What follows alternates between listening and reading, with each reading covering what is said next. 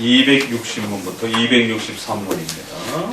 260문. 이제 주기도문의 해석으로 들어가 봅시다. 먼저 하나님께서는 왜 여기서 다른 이름이 아닌 우리 아버지라 불리고 계십니까? 우리는 기도할 때 우리의 양심이 굳은 확신을 가져야 될 필요가 있기 때문입니다.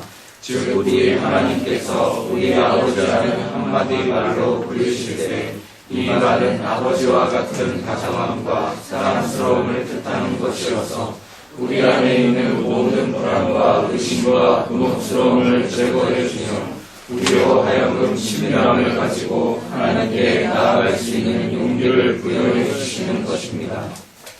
그러면 우리는 어린아이가 그의 아버지에게 나아가듯 감히 친밀한 마음으로 하나님께 나아갈 수 있다는 말입니까?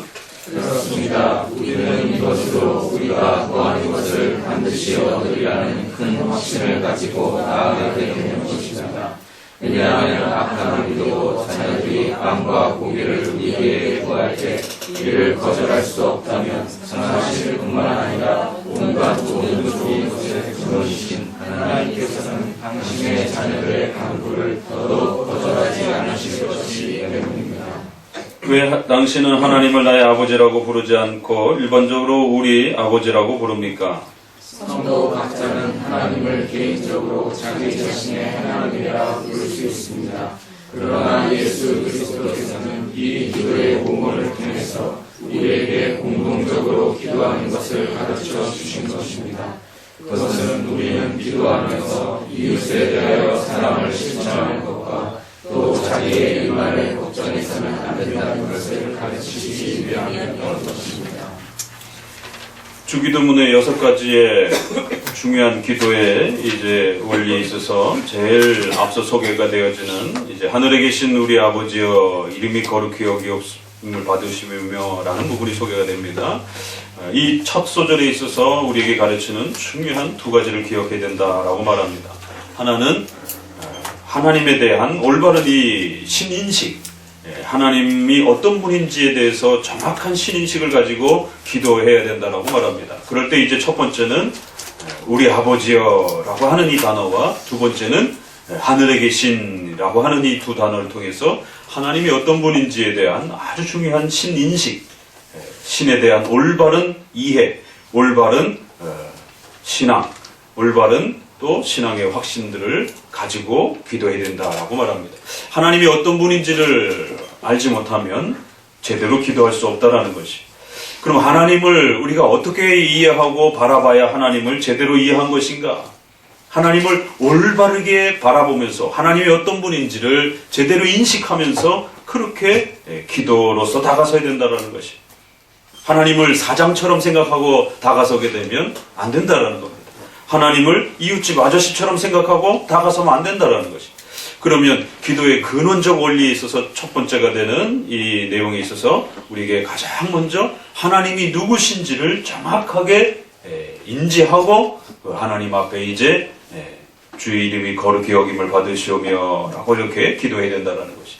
그래서 이제 첫 번째 기도의 원리를 소개하기 앞서서 어떻게 보면 더 큰 이제 총체적인 서론과 같은 그러한 첫 소절을 먼저 소개합니다. 그래서 하나님을 우리의 아버지로 알고 또 하나님을 전능하신 하나님으로 알아야 된다는 것. 사실은 이 주기도문의 이 짧은 고백이지만 이 두 고백이 기독교 강요 전체 종교개혁의 이 엄청난 선물인 기독교 강요라고 하는 이 칼빈의 기독교 강요의 핵심 키워드이기도 합니다. 우리가 하나님을 어떻게 알아야 되느냐? 창조주 하나님과 구원속주, 구원주 하나님으로 알아야 됩니다. 하나님은 전지전능하신 하나님으로서 하나님의 절대 주권을 행사하시는 창조주임을 아셔야 된다는 거예요. 온 만물을 창조하시고 없애고 인간의 생명을 죽이실 수 있는, 심판하실 수 있는 무섭고 두려운 분이라는 걸 알아야 된다는 거예요. 그래서 하나님의 공의와 심판을 두려워할 줄 알아야 된다는 거예요. 하나님은 그렇게 만만한 분이 아닙니다. 하나님은 언제나 우리가 달려가면 맞이해주는 그런 친절한 이웃집 아저씨나 또 부모와 같은 그런 분이 아닙니다. 하나님은 전능하신 절대자요, 심판자요, 죄를 미워하시는 공의로우신 심판주요, 창조주이심을. 그래서 하늘에 계신 이제 곧 다음에 소개가 될 것입니다. 그리고 또 한편으로는 그럼에도 불구하고 그 하나님이 우리의 아버지가 되어주신다는 거예요. 우리의 구원자가 되어주신다는 거예요. 이처럼 전능하신 하나님과 우리의 구원자라라고 하는, 창조주와 구원자라라고 하는 이 두 가지가 성경 전체가 가르치는 바로 하나님에 대한 중요한 개념, 하나님에 대한 올바른 이해라는 것입니다. 그래서 어느 한쪽으로 치우치면 안 된다라는 겁니다. 창조주 하나님으로만 생각하게 되면 하나님을 너무 무서워하게 되는 것이고, 은혜로운 하나님만 생각하게 되면 하나님을 너무 만만하게 또 생각할 수 있는 이러한 그 치우침이 생기는 것이. 그래서 주기도문은 우리가 바라보는 하나님은 어떤 분인가에 대한 이 중요한 두 가지, 창조주로서 구속주로서 우리의 아버지로서 또 전능하신 하늘에 계신 하나님으로서 이렇게 두 속성을 잘 고백하면서 그렇게 하나님을 이해해야 된다. 많지 않습니다. 두 가지입니다. 그렇기 때문에 하나님은 심판하시기 위하여, 인간의 죄를 심판하시기 위하여 자신의 아들을 이 땅에 보내시면서 그 아들을 십자가에 죽이시기까지 죄를 심판하시는 것입니다.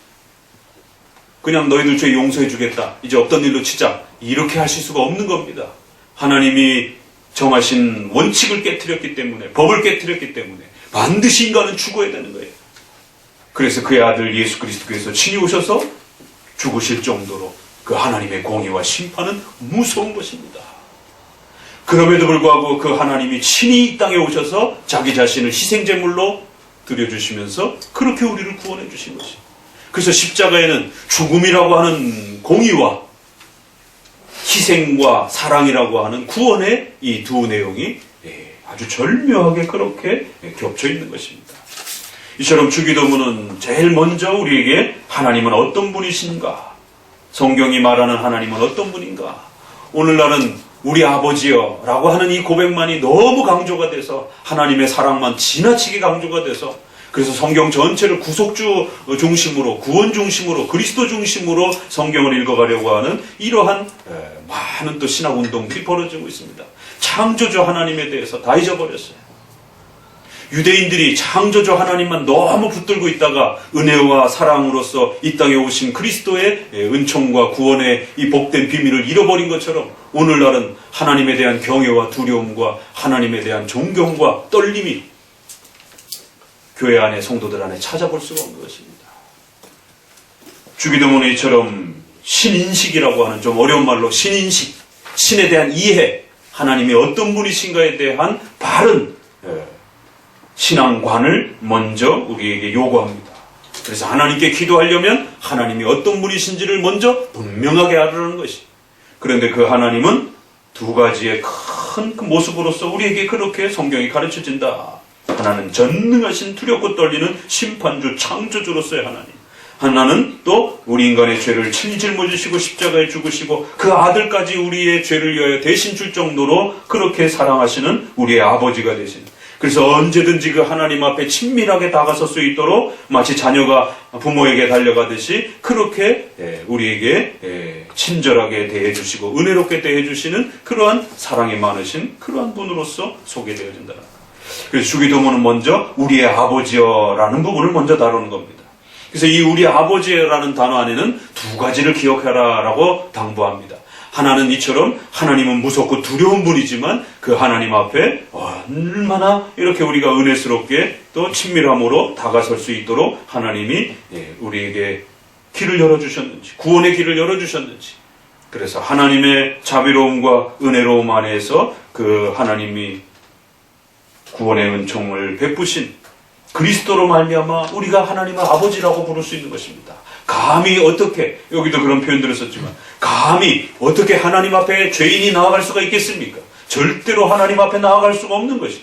그러니까 이 우리 아버지라고 하는 이 단어 한마디 안에 신구약 전체에 예수 그리스도를 통한 십자가에 우리의 죄를 대신 짊어지시고 죽으셔서 우리를 구원하시고 우리를 의롭게 해주신 이 구원의 이 신비로운 이 모든 이신칭의의 구원의 이 비밀들이 우리 아버지여라는 단어 한마디에 다 들어가 있습니다.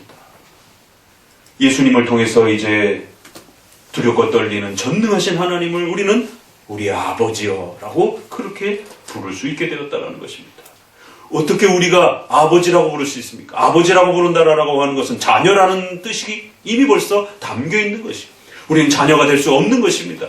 바로 예수 그리스도를 통해서 이제는 하나님 앞에 자녀가 되어서 하나님의 백성이 되어서 그 하나님 앞에 얼마든지 그렇게 친밀하게 나아갈 수 있는 그러한 은혜의 길들이 열렸다. 적어도 하나님이 우리에게 이러한 구원의 은혜를 베풀어 주신 영광스럽고 귀한 하나님이심을 알으라는 것입니다. 그리고는 이것은 개별적으로만 그렇게 주관적으로만 하나님을 찾는 데서 머물러서는 안 되고 반드시 신자는 공적으로 공동으로 교회라고 하는 질서를 통해서 하나님을 예배하고 섬기는 이러한 또 신앙의 질서를 갖춰야 된다는 것이 참 놀랍죠. 그러니까 아버지라는 말과 우리라는 말 안에 성도 개인의 신앙과 또 그 개인의 신앙은 반드시 교회라고 하는 질서를 통해서 이 땅에 살아가야 하고 그렇게 하나님을 바라보면서 한평생을 살아야 된다라고 하는 참 얼마나 기가 막힙니까? 우리 아버지요. 그래서 나의 아버지요 라고 이렇게 표현할 수도 있는데 우리라라고 하는 하나님의 백성은 나뿐만 아니라 하나님의 백성들 전체를 다 하나님의 백성으로 그렇게 부르는 것입니다.